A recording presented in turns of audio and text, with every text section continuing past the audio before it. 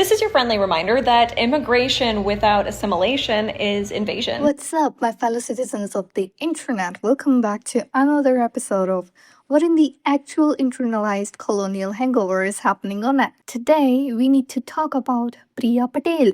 Now, if you don't know her, congratulations on having a healthier algorithm than I do. He's a 10, but he has pronouns in his Instagram bio. He's 0. Why do you say that? Liberal men, I don't think they actually exist. I think all liberal men are gay. There's no straight liberal men. But if you have been anywhere near the internet lately, you have seen this clip. This is your friendly reminder that immigration without assimilation is invasion.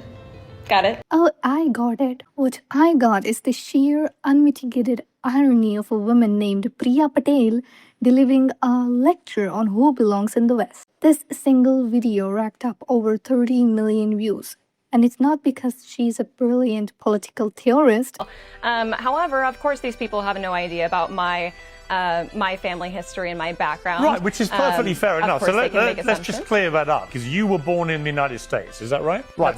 It's because the cognitive dissonance is so loud you could hear it from space. Every single person with a shred of self-awareness was just like, girl, look at your name. Where were your parents from? Are they from the United States? Or? Before anyone comes for me about my accent, yes, I have an American-ish twang. I'm an accent adapter. I do it because my channel talks about America and the West specifically. And frankly, it's the accent that came easiest to me for a global audience to understand. But see, the difference between Priya and me is that I don't perform a hard reset on my vocal cords when I see a brown person. If someone speaks to me in Hindi, I switch to Hindi. If it's an auntie with a thick accent, I code switch right back to different dialects, like Trevor Noah. Well, because I speak English, but here people speak American. Similar but not the same. Like small things change, small things, and I accept that. Not whatever this is. I don't treat my own culture like a stain on a white couch. Anyway, the grift doesn't stop there.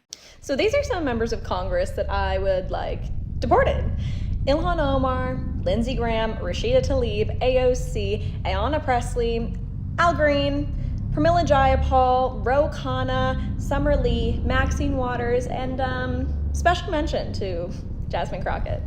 Because after telling us immigration is invasion, Priya doubled down. She started naming sitting US congresswomen of color actual American citizens and calling for their deportation. So her logic is people who have already assimilated, who literally hold office in the American government, need to be shipped out. But somehow her dad's journey is different. Where were your parents from? Are they from the United States? Or? Hold that thought. We will circle back. It's also worth noting her ex bio says American flag, daughter of the king, and her profile picture has a mega head, just in case the internalized self-hatred wasn't obvious enough. Girl, the only king you're serving right now is the king of cringe. And of course, because she went viral, she got the golden ticket, a seat on Piers Morgan, uncensored. It's like a rite of passage for grifters. The term viral is chronically overused, but there's no question it applies to Priya Patel, the Conservative influencer whose video on immigration has been viewed 30 million times this week so far. She walked on set ready to debate, actually. It was a guy named Brian Shapiro who tried to explain why her rhetoric is a dumpster fire. My issue is, look at all the white nationalists that were commenting, and she knows this, on her social media pages. That's what's concerning to me. The hatred I want in this country, and I think what most people want in this country, is diversity as well. Now, we can go back to her family. I don't know a lot about her family, but in my opinion, a lot of her views and a lot of the stuff that she talks about would lead to her never being born in this country to begin with. And I think that's where she's getting some of the pushback. She just rolled her eyes and said with that accent of hers, Here's what jihadis have done in the US in the last week. oh, that accent. Yes, I understand that it is a very provocative statement coming from somebody named Priya Patel. She said, I knew it's provocative coming from someone named Priya Patel. Priya Patel. Why does she say her own name like she's ordering a decaf oat milk latte? Just say Priya Patel. It's a beautiful name, but you're right. Priya, it is provocative. It's the oldest grift in the book. Be an extreme version of what the algorithm wants to hate and watch the views roll in. But then Piers Morgan, in a rare moment of doing his job, goes, Where were your parents from?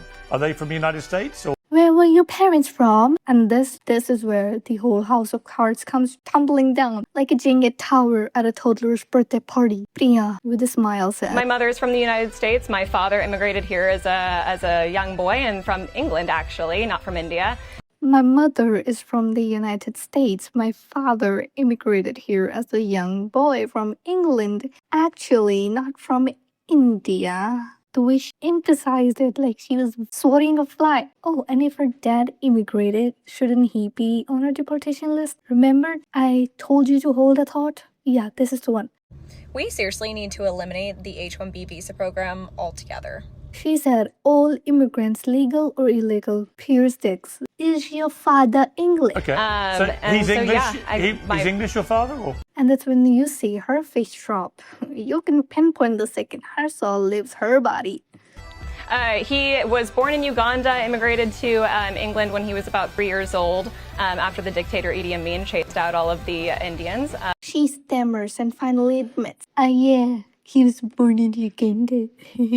So let me get this straight. Your dad was an Indian refugee fleeing ethnic cleansing in Uganda, seeking a better life in the West. And you, the product of the exact journey, have the audacity to sit there and lecture the world about invasion. The call is coming from the inside the house, and the house is on fire. Piers asks about her mother, and she talks about her mother being an American, and she's quite happy to talk about her mother, and she happily mentions how she's part German, part European, and her ancestry going back to 1700s. All the Indians. So is your father part Indian, or what's his background? My father is full Indian. He's full Indian. So your father's Indian, your mother is American, or is she?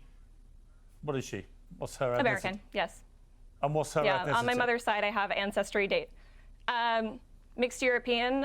She's a half German, quarter English, and then the rest is mixed European.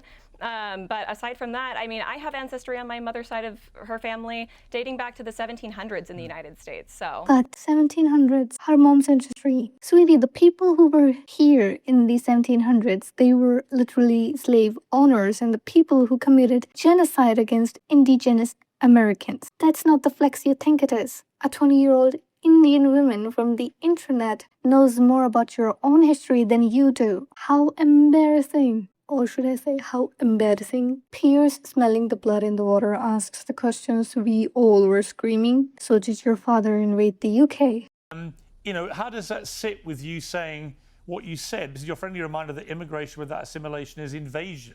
I mean, did your father invade the UK? It was fun. And in the end, she had to admit her father is full Indian.